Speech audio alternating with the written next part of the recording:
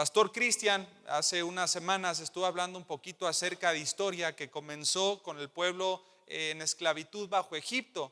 Recuerdan que después de Egipto levantó Dios un libertador, ¿verdad? Una autoridad, un líder que iba a venir a Egipto y los iba a salvar de la opresión que habían estado teniendo durante más de 400 años. Viene Moisés, ¿verdad? Entra a la escena, los liberta, van hacia el desierto. En el desierto están 40 años, ¿verdad? Dando vueltas, y al final de esta línea del tiempo, lamentablemente Moisés no puede entrar hacia la tierra prometida. Pero Dios siempre se encargó de levantar líderes, hombres llenos del Espíritu Santo que tenían un reverente temor hacia Jehová, y en este caso el sucesor de Moisés fue entonces Josué.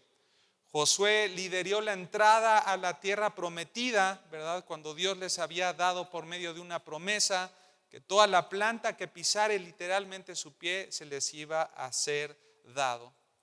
Dentro de este contexto vemos entonces que Josué fue el que empezó la conquista de la tierra de Canaán, y encontramos una advertencia, si me acompañan, en Jueces capítulo 2, versículo 2, ¿verdad? Que es muy explícita para poder entender las consecuencias que vinieron por la desobediencia de Israel. Capítulo 2, versículo 2 dice lo siguiente: con tal, vamos a leer desde el 1, dice: el ángel de Jehová subió de Gilgal a Boquim y dijo: yo os saqué de Egipto y os introduje en la tierra de la cual había jurado a vuestros padres, diciendo: no invalidaré jamás mi pacto con vosotros. Fíjate el versículo 2, con tal que vosotros, dice muy claramente, no hagáis pacto con los moradores de esta tierra, cuyos altares habéis derribado o de derribar. Mas vosotros no habéis atendido, ¿qué? No habéis atendido mi voz. Un principio, ¿verdad?, de obediencia claramente establecido, el cual quebrantaron el pueblo de Israel, lo quebrantaron también las tribus de Israel, y a partir de ese momento, hermanos, se viene la peor época que nosotros podemos encontrar en las Escrituras. El libro de los Jueces es el libro más oscuro que podemos encontrar dentro de todo el canon bíblico, los 66 libros que conforman las Sagradas Escrituras. Vino una degradación moral, pero sobre todo viene una corrupción que es totalmente espiritual. Dentro de la lista de los que fueron desobedientes al mandato de Dios, vemos que Benjamín, la tribu de Benjamín, no arrojó a los moradores de su tierra. Tampoco lo hizo Manasés, tampoco lo hizo Efraín, Zabulón, Aser, Neftalí. Y entonces Israel y la gran mayoría de sus habitantes hizo tres cosas principalmente contra las cuales Moisés, Josué les habían advertido por medio de la inspiración divina que no hicieron. Pactos de vivir y dejar vivir, es decir, una alianza, ¿verdad? Ser cómplices con los moradores de esa tierra, adoptar sus ídolos, darse en casamiento con ellos, es decir, matrimonios mixtos, y la adoración conjunta a todas sus deidades. En el capítulo 2 entonces vimos que viene el ángel de Jehová, confronta a esta generación, y dice el capítulo 2, versículo 4, si me acompañas nuevamente, vemos un sincero lamento y arrepentimiento en el corazón del pueblo. Dice el versículo 4, cuando el ángel de Jehová habló estas palabras a todos los hijos de Israel, ¿qué hizo el pueblo? Alzó su voz, ¿y qué más hizo? Y lloró. Y llamaron el nombre de aquel lugar Boquim, y ofrecieron ahí sacrificios a Jehová. Vemos entonces el corazón del pueblo que realmente fue confrontado, de alguna manera fue movido a un cierto arrepentimiento. Dice que se lamentaron por lo que habían hecho y entonces empezaron a ofrecer sacrificios a Jehová. Pero lamentablemente, como mencionaba también el pastor Cristian hace unas semanas, él decía que esta generación que fue confrontada con el ángel de Jehová, llegó el momento de su fin y de su muerte. Y esta generación no se encargó de transmitir verbalmente, se podría decir, la fe que tenían en el Dios vivo y verdadero. No se encargaron de transmitir verbalmente todos los hechos poderosos y milagrosos que habían visto con las plagas en Egipto, el milagro de la apertura del mar, el maná que venía del cielo, la columna de fuego, la nube que venía también, cómo Dios les daba agua. Y a pesar de que el pueblo era infiel ante Dios, Dios siempre se mostraba con misericordia y con gracia. Pero todos estos conceptos que no solamente conocían en su racionamiento o teóricamente, sino que los vivieron también en la práctica, no se los transmitieron, se los transmitieron a sus hijos. Esto es una terrible negligencia por parte de los padres y literalmente las consecuencias que vamos a ver a lo largo de toda la historia del libro de los Jueces es literalmente la causa de la negligencia de sus padres. Si los padres hubieran tomado en serio el poder transmitir a sus hijos la ley, las escrituras, la fe, la confianza en el Señor, se hubieran ahorrado gran parte de su sufrimiento. Y de esta forma podemos entrar ahora sí al capítulo 3, pensando en que en toda la historia bíblica que encontramos en Jueces, vamos a ver, como dijo Cristian también, aproximadamente 6 ciclos que se repiten en la vida de los hijos de Dios, en donde ellos hacen lo malo delante de los ojos de Dios. Dios enciende su ira en contra de ellos, los entrega bajo la mano de sus enemigos, el pueblo se lamenta y se arrepiente, Dios levanta a un juez, el pueblo se arrepiente, viene paz, pero después se repite el siglo más de 5 veces a través de las generaciones. Vean lo que dice el capítulo 3.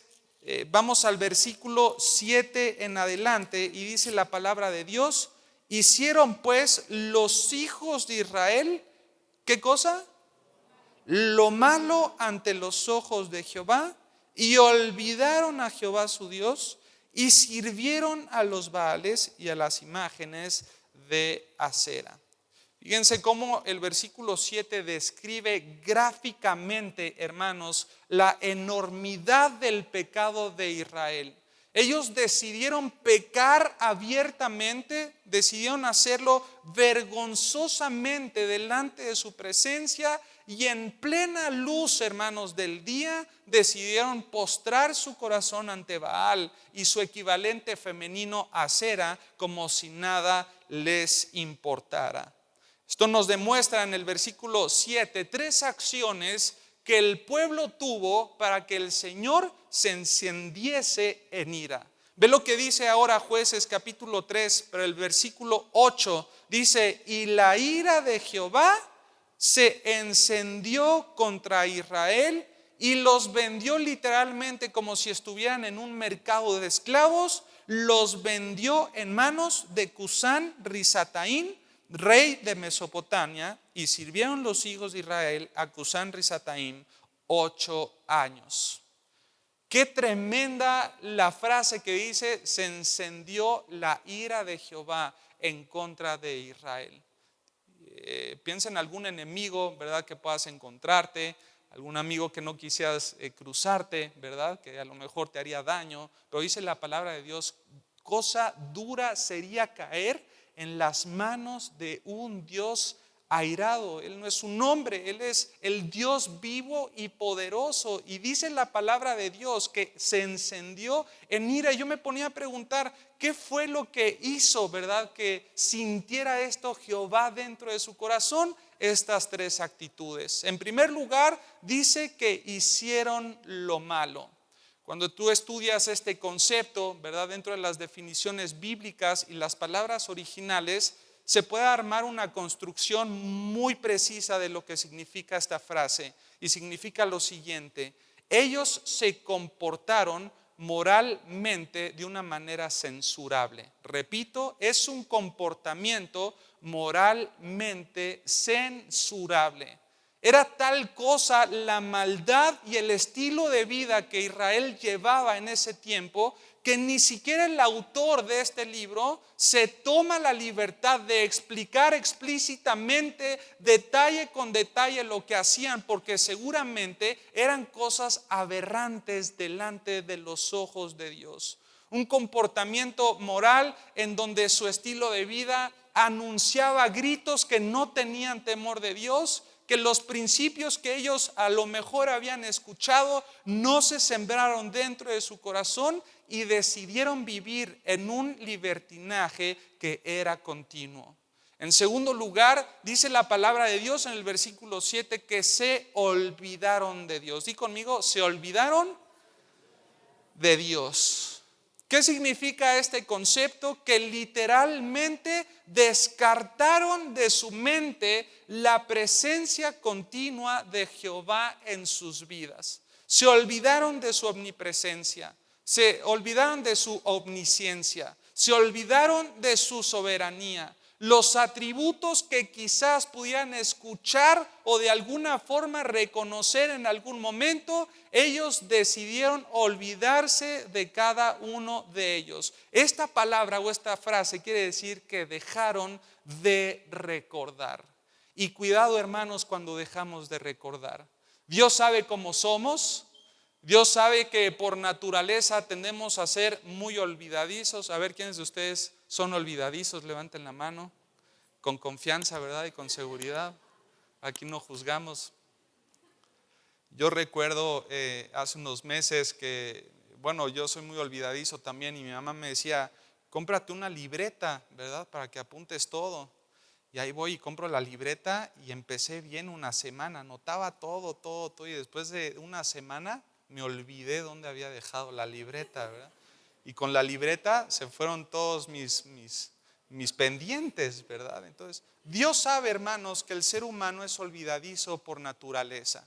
Tanto era así que en muchas ocasiones cuando Dios hacía un milagro o un acto poderoso, les pedía que levantaran, por ejemplo, piedras, ¿verdad? Una edificación de piedras, de algún tipo de estructura que les recordara constantemente a estos seres humanos que son tan olvidadizos lo que Dios había hecho por cada uno de ellos. En el Nuevo Testamento, cuando nosotros participamos de la cena del Señor, es un constante recordatorio de la obra y el sacrificio que Dios hizo a favor de cada uno de nosotros.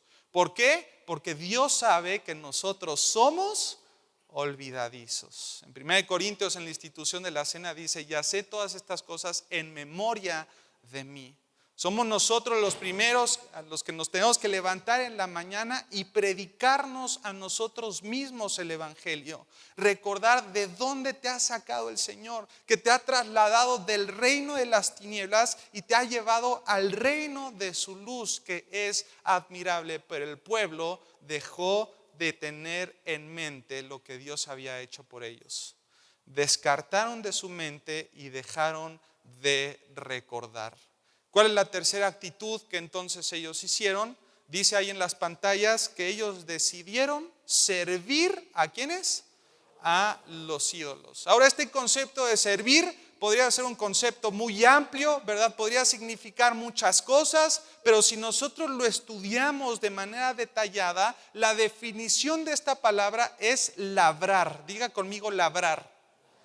Ahora, bien interesante, porque otras connotaciones que tiene es tallar, esculpir, cincelar, grabar las imágenes de los ídolos, principalmente en los troncos de los árboles. Cuando eran los árboles anchos, ellos empezaban a labrar, a cincelar, a hacer una especie de una imagen dentro de todas las propiedades del tronco, para así poder levantar santuarios alrededor de la naturaleza. Y estos hijos de Dios, el pueblo de Dios escogido, que había recibido las promesas, la tierra prometida, que había sido salvado de Egipto, que había pasado por el desierto, decidieron empeñar y poner todo su corazón en trabajar haciendo imágenes de los ídolos. ¿Te das cuenta cómo la corrupción, no solamente moral, sino espiritual, realmente se había arraigado en sus corazones? un comportamiento moralmente censurable, descartaron de su mente y dejaron de recordar a Dios. Y en tercer lugar, se pusieron a labrar, detalle por detalle, con cincel, con elementos, a tallar, a esculpir los ídolos de los dioses paganos. Nosotros, cuando entendemos entonces estas tres actitudes, bueno, entonces podemos comprender un poquito acerca del enojo de Dios en este contexto. Dios entonces se enciende en ira y decide retirar su protección, hermanos. Es principalmente lo que quiero que ustedes vean. Decide retirar su protección, y un nombre que encontramos también dentro de las escrituras, Cusán Risataim, fue capaz de mantener en opresión a Israel durante 8 años, hermanos. No fue uno, no fueron dos, no fue un sexenio, fueron 8 años en total en donde este rey malvado oprimió al pueblo de Israel durante la noche y durante el día. El pueblo estaba sufriendo, y el sufrimiento de Israel, hermanos, es un constante recordatorio de que el alejamiento de Dios siempre nos va a llevar al caos y a la destrucción. En algún momento también en la sesión pasada con el pastor Cristian mencionaba un versículo que aparece en los primeros capítulos que dice que Israel se sintió fuerte. Se sintió fuerte e hizo pacto con los habitantes, y entonces los obligaron a pagar tributo. Bueno, cuando tú investigas el significado de la palabra o del nombre de Cusán Risataim, este significa doblemente malvado o doblemente poderoso. En pocas palabras, Israel, tú te sientes con fuerza y con poder para hacer las cosas. Voy a levantar un nombre cuyo nombre significa doblemente poderoso y doblemente malvado. Y así es entonces como nos encontramos en Jueces capítulo 3, y ahora entramos al versículo 9. Acompáñame ahí con tu Biblia al versículo 9, y fíjate qué interesante lo que dice la palabra de Dios. Entonces, ¿qué hicieron? Clamaron los hijos de Israel a Jehová, y Jehová levantó un libertador a los hijos de Israel y los libró. ¿Esto es quién? Otoniel, ¿verdad? Vemos aquí que es Otoniel, hijo de Cenaz, hermano menor de Caleb. Ahora, la mención de Otoniel no es la primera que nosotros vemos aquí en el capítulo 3. En capítulos anteriores, cuando estaban en la conquista de la tierra prometida, Caleb se levantó y dijo: si ustedes conquistan una de las tierras que nos faltan, yo daré a una de mis hijas como esposa, como un tipo de premio o de trofeo. ¿Quién fue el que se levantó? Fue precisamente este hombre, Otoniel. Debemos de pensar entonces, ¿quién es Otoniel, verdad? ¿De dónde salió este hombre? ¿Qué significa? ¿Qué hizo, verdad? ¿De dónde vino? Bueno, en la siguiente pantalla vamos a ver un árbol genealógico que es muy pequeño. No sé si, ahí está, ¿no? Ahí está Jefoné, que es papá de Caleb, ¿verdad? Uno de los 2 espías, ¿se acuerdan? Que mandaron a ver si la tierra estaba pues lista para ser conquistada, a ver si tenían fuerza, ejércitos, ¿verdad? Y se acuerdan que como 10 espías llegaron y dieron un reporte que era totalmente desesperanzador, ¿verdad? Le dijeron a Moisés: no, ¿sabes qué? Todo lo que estamos viendo, ¿verdad? Es imposible, no podemos conquistar la tierra prometida. Bueno, Caleb era uno de los hijos de Jefoné, ¿verdad? Uno de los 12 espías. Y su hermano, lo encontramos del lado derecho, es este hombre que se llama Cenaz. Ahora, lo interesante de esto, vamos a ir para abajo. Caleb tuvo aproximadamente 4 hijos, o tal vez más, ¿verdad? No lo sabemos. Es Ir, Ela, Naam, y una de ellas era Axa. ¿Sí lo alcanzan a ver? Y por parte de Cenaz, bueno, Cenaz, su hermano, tiene a Otoniel y Seraía. En este sentido, dentro de la soberanía de Dios, ¿verdad? Y para no salirnos del tema del cual estamos tocando en esta mañana, Otoniel, el sobrino de Caleb, literalmente se convierte en el famosísimo y único yerno, ¿verdad?, de Caleb. Se casa con la hija de Caleb, Acsa, contraen matrimonio, hacen una especie de negociación con Caleb para adquirir un poco de pozos o de agua dentro de las posesiones que tenían, y Caleb accedió a todas estas peticiones. Ahora, este hombre que nosotros vemos aquí, Otoniel, fue el que Dios decidió levantar como juez para liberar el primer ciclo de rebeldía en el corazón, en la apostasía del corazón de los habitantes de Israel. Ahora, quiero comentarles, amados hermanos, que la elección de Otoniel no es casual. Él ya había demostrado ser valiente y esforzado. Él ya había conquistado una parte de unas tierras bajo el desafío de Caleb, y en esta parte de las Escrituras, en Jueces capítulo 3, pero en el versículo 10, si me acompañas ahora, vemos cómo Dios fue el que lo equipó de una manera poderosa para llevar a cabo su tarea. Dice el capítulo 3, versículo 10, y el Espíritu ¿de quién?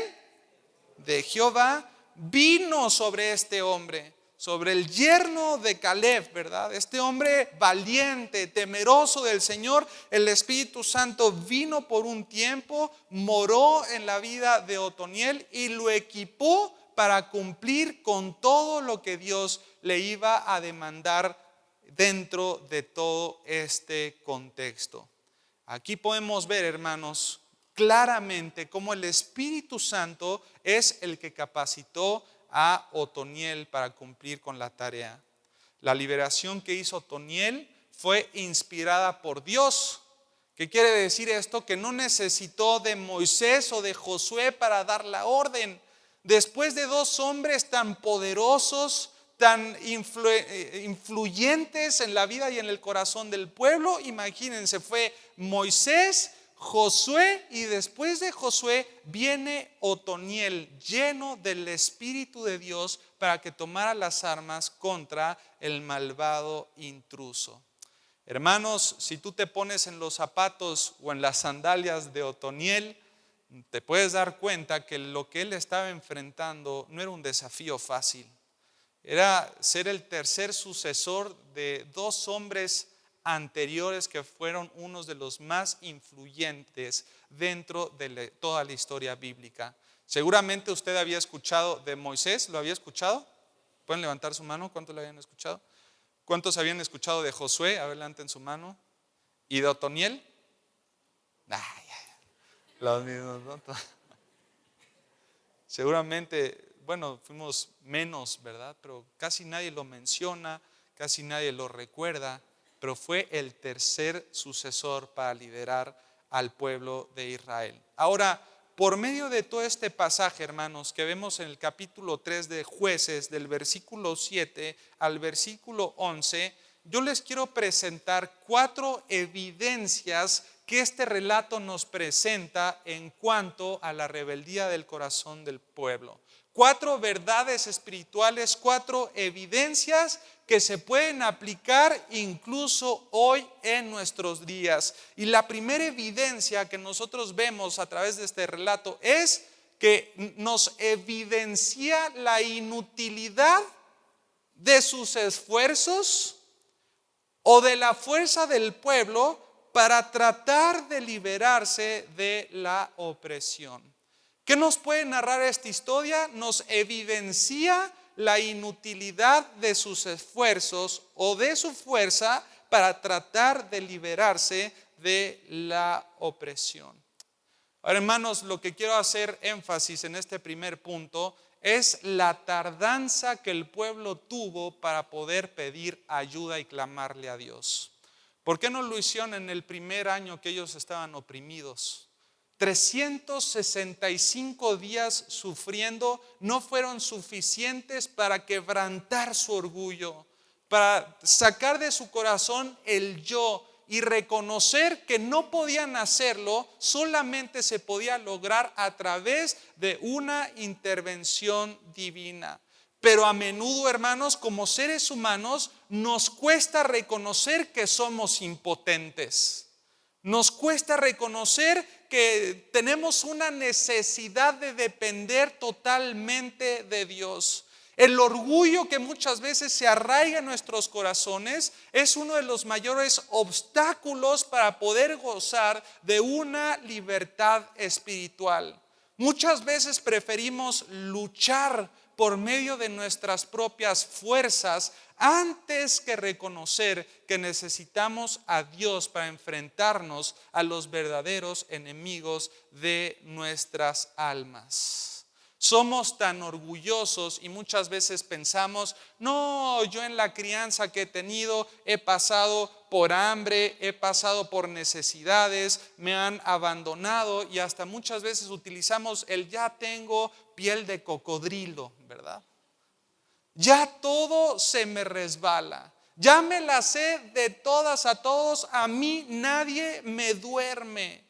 Y hermanos, aunque Dios nos ha prometido la victoria en Cristo Jesús, la morada del Espíritu Santo para enfrentar la tentación y los pecados, muchas veces tratamos de resolver nuestros propios problemas espirituales, emocionales o muchas veces también físicos por nuestra propia cuenta, porque confías en tus habilidades, porque confías en tus recursos, confías en experiencias pasadas. Pero como vemos en este primer punto, esto solo nos lleva a una opresión que es más profunda.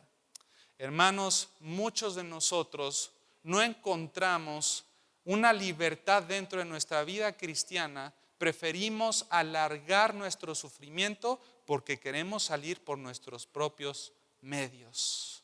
¿Cuánto se tardó el pueblo de Israel para salir de este sufrimiento? 8 años. 8 años. Amados hermanos, ¿cuánto tiempo están dispuestos a vivir bajo sufrimiento con tal de no reconocer una dependencia total al Señor? Fíjate lo que dice la siguiente frase: el orgullo siempre va a prolongar el sufrimiento.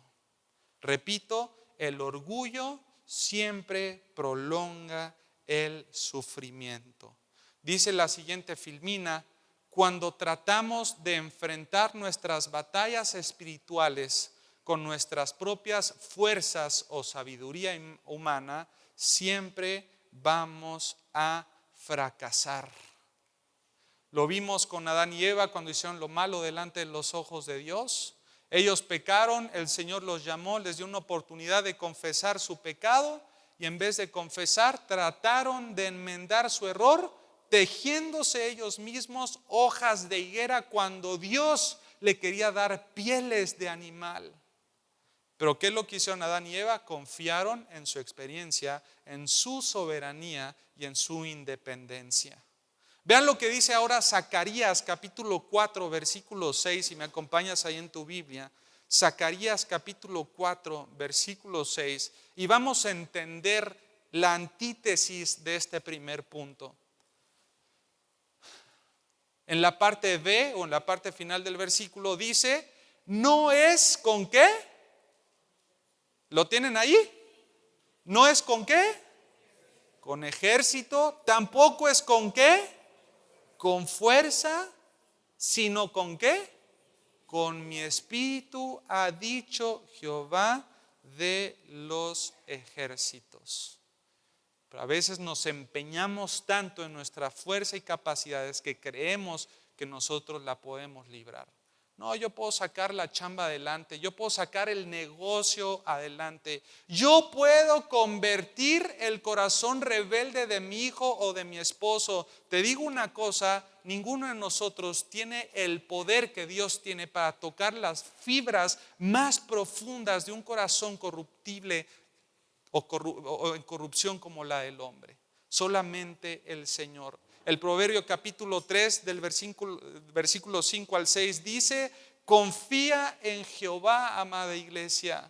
¿Con qué? Con todo tu corazón. Dice: y no te apoyes en tu propia prudencia. ¿Viste cómo está este principio escrito en toda la Biblia? Reconócelo en todos tus caminos y Él enderezará tus veredas. El pueblo de Israel, al no depender de Dios, fue incapaz de liberarse a sí mismo y el sufrimiento continuó hasta que finalmente se dieron cuenta de su incapacidad. Amados hermanos, ¿cuántos años tienen que pasar en tu vida para que te des cuenta que tú solita no puedes? Necesitas el poder del Espíritu Santo que mora o que puede morar también en tu corazón. En segundo lugar, ¿qué evidencia el relato del juez Otoniel? Evidencia la respuesta de Dios ¿a qué cosa? A un arrepentimiento que es sincero o que es genuino.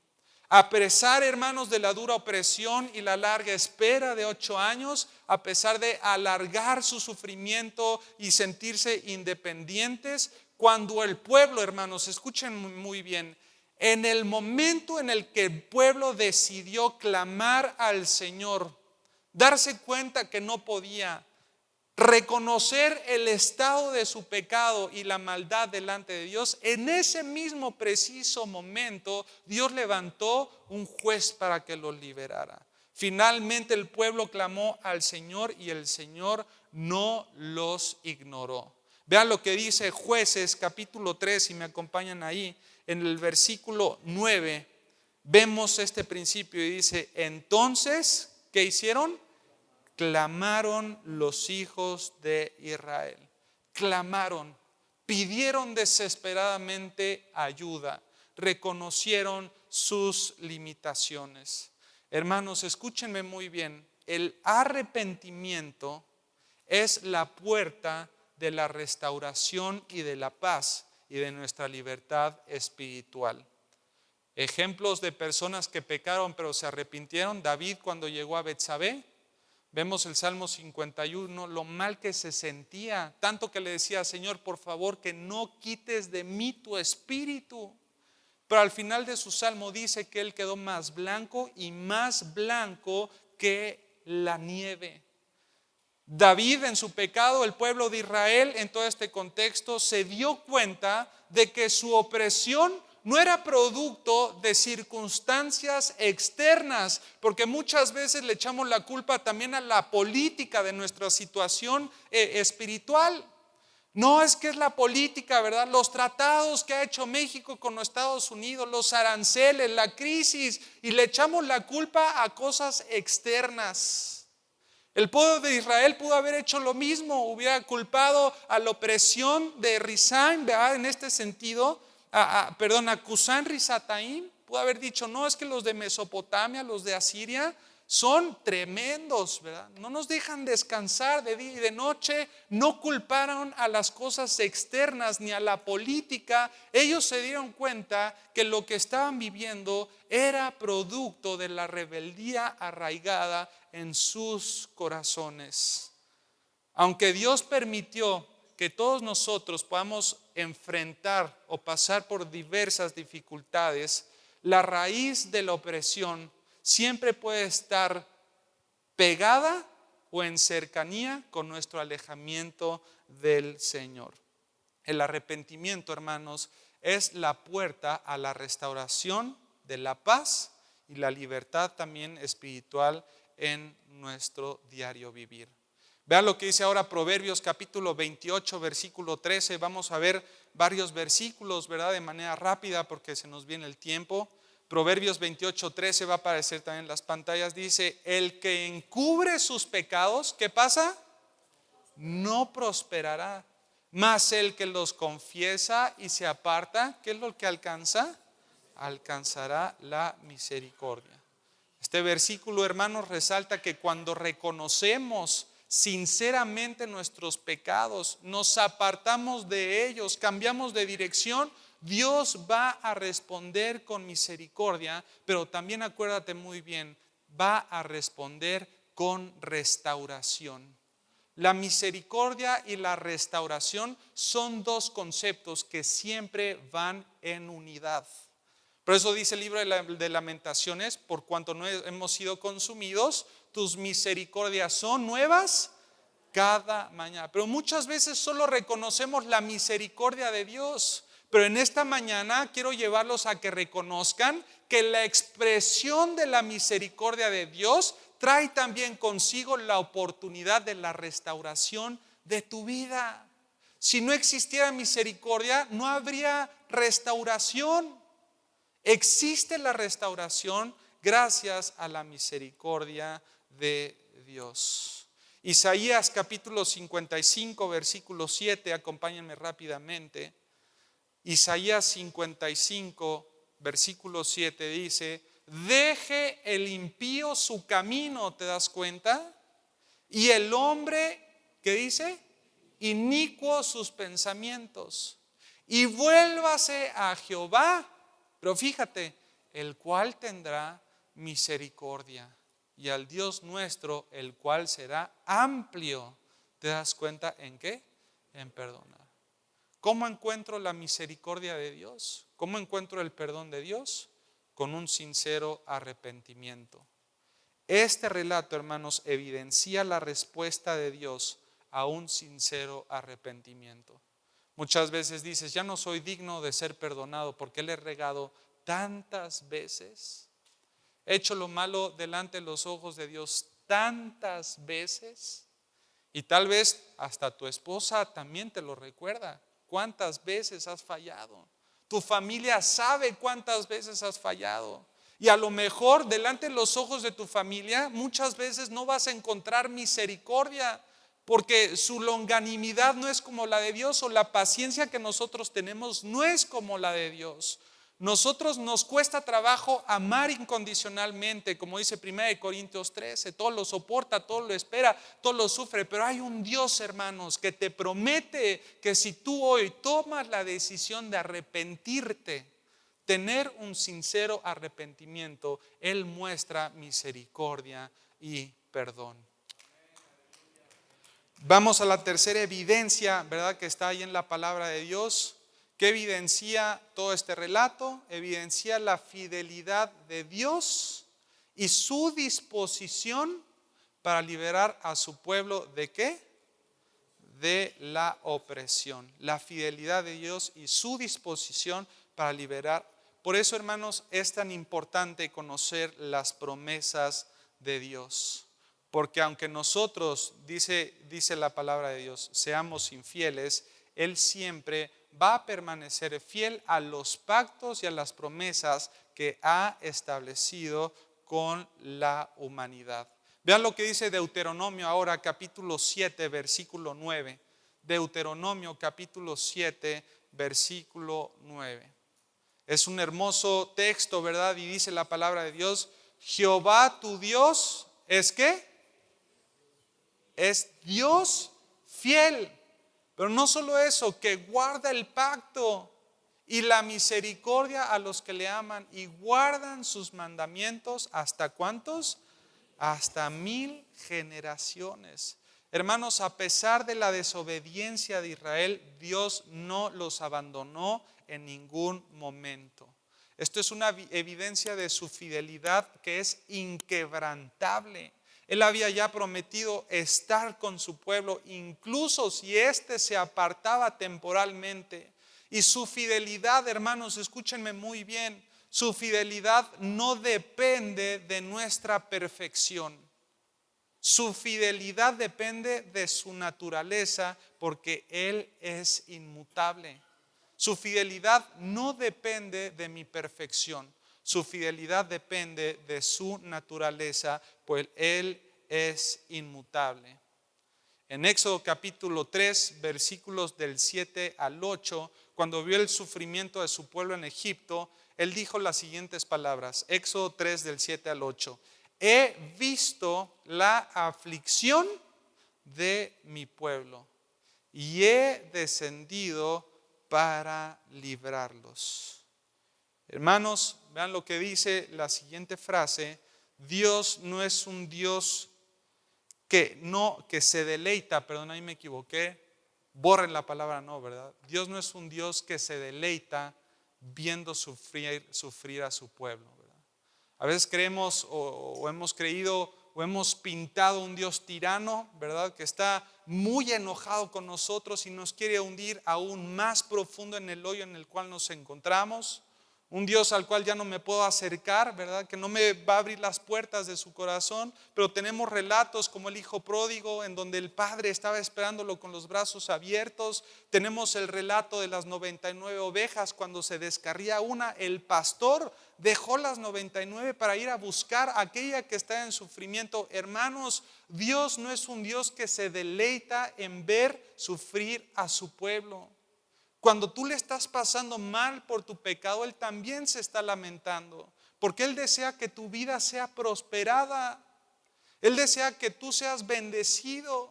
Él desea que tú que te sientas pleno en Cristo Jesús. Pero por nuestras malas acciones y decisiones vivimos en un constante opresión o en una constante opresión espiritual. Vean ahora lo que dice el Salmo 34, versículo 17. Dice: claman los justos y Jehová oye y los libra de todas sus angustias. Claman los justos y Jehová los oye y los libra ¿de cuántas? De todas sus angustias. Vemos la fidelidad entonces de Dios y su disposición para liberar a su pueblo de la opresión. Y en último lugar, para cerrar el estudio en esta mañana, el relato de Otoniel como juez evidencia el principio de la paz. Para encontrar paz necesitamos ¿qué? Obediencia. Evidencia el principio de la paz es la obediencia. Vean lo que dice ahí en Jueces capítulo 3, versículo 11. Dice la palabra de Dios: y reposó, diga conmigo, reposó la tierra, ¿durante cuánto? Durante 40 años. Ahora fíjense muy bien, con esto voy cerrando para no tomar más tiempo. La palabra que se usa en el texto hebreo no es el vocablo shalom, porque esa palabra reposó, que es paz, también muchas veces la podemos confundir con el vocablo shalom, que es muchísimo más común. Shalom muchas veces lo decían para saludarse, gracia y paz, ¿verdad? Shalom, shalom esto, shalom en tu vida, shalom en tu corazón, en tu casa, paz, paz y paz, ¿verdad? Muchas veces también significa integridad, pero en este sentido el término significa más bien ausencia de guerra. Ausencia de guerra. Mientras Otoniel vivió y el pueblo obedeció, no hubo necesidad de espadas. Fíjate lo que dice la siguiente frase y con esto cierro. Tu falta de paz y la constante guerra que seguramente has estado pasando en tu corazón durante mucho tiempo, probablemente es por la desobediencia espiritual en la cual has estado viviendo. Repito, tu falta de paz no es porque tu esposa no te hizo los chilaquiles en la mañana.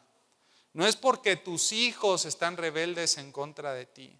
No es porque el presidente de nuestra nación tomando decisiones buenas o malas. No es porque Satanás, ¿verdad?, está empeñado conmigo. Muchas veces la falta de paz dentro de nuestras vidas es por la desobediencia espiritual en la que estamos viviendo. Fíjate, termino con Isaías capítulo 48, versículo 18. Este texto es hermoso. Isaías 48, 18. Y si pueden ir buscando también Salmos 119, 165. Isaías 48, 18 y Salmos 119, 165. Lo que dice Isaías dice: ojalá hubieras atendido ¿a qué? A mis mandamientos. Ahí está hablando de obediencia. Fuera entonces, fíjate, tu paz como un río. Qué precioso, ¿verdad? Y tu justicia como las ondas del mar. Qué tremendo. Y el Salmo 119, 165 dice la palabra de Dios: mucha paz tienen los que ¿qué? Aman tu ley y no hay para ellos tropiezo. Hermanos, ¿cómo están viviendo sus vidas espirituales? ¿Están creyendo o están aplazando su sufrimiento creyendo que ustedes lo pueden lograr solos? ¿Creen que si ustedes no se arrepienten sinceramente no verán la gracia y la misericordia de Dios sobre sus vidas? ¿Tú crees que Dios no está dispuesto para liberarte de la opresión, del sufrimiento en la cual estás viviendo?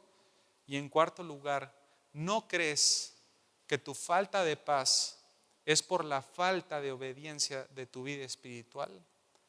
Quiero que cierres tus ojos ahí desde tu lugar y de una manera muy personal y honesta puedas reflexionar en todo este relato de Otoniel en el libro de Jueces. Tal vez es el momento en el que tienes que decir: Señor, ya no más, Padre. Ya no quiero aplazar un día más, no quiero que pase un año más. Hoy, Señor, es el día de arrepentimiento, Padre. Te pedimos perdón, Señor, si hemos creído que somos autosuficientes, tenemos las herramientas. Realmente sin ti nada somos y separados de ti nada podemos hacer. Reconocemos nuestro pecado, Señor, y te pedimos que muestres tu perdón y tu misericordia en nuestras vidas. Gracias porque podemos ver que tú no eres un Dios que se deleita en nuestro sufrimiento. Tú deseas que nosotros seamos prosperados así como nuestra alma es prosperada.